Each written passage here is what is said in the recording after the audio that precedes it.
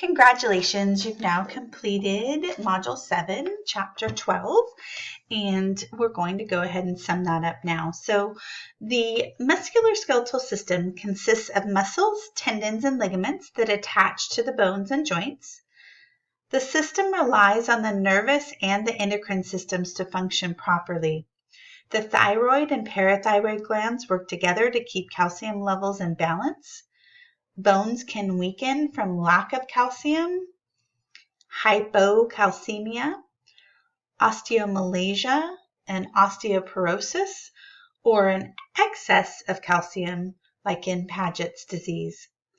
Examples of muscle disorders that originate in the brain include cerebral palsy, stroke, and multiple sclerosis.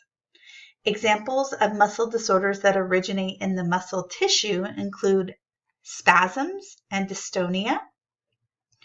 Other muscle disorders include myasthenia gravis and fibromyalgia.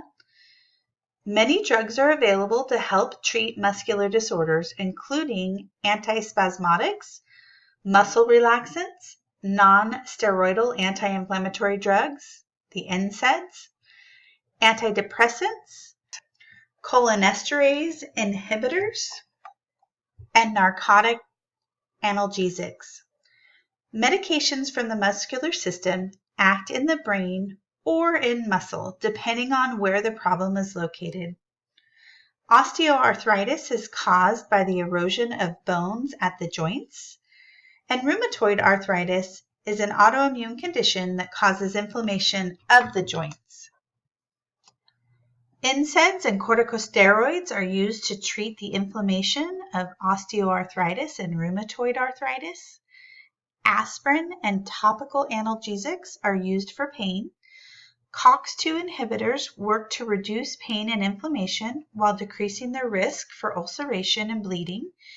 And disease-modifying anti-rheumatic drugs, the DMARDs, can be used for patients with rheumatoid arthritis.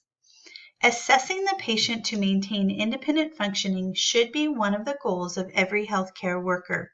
With independence, patients can have dignity and a feeling of well-being.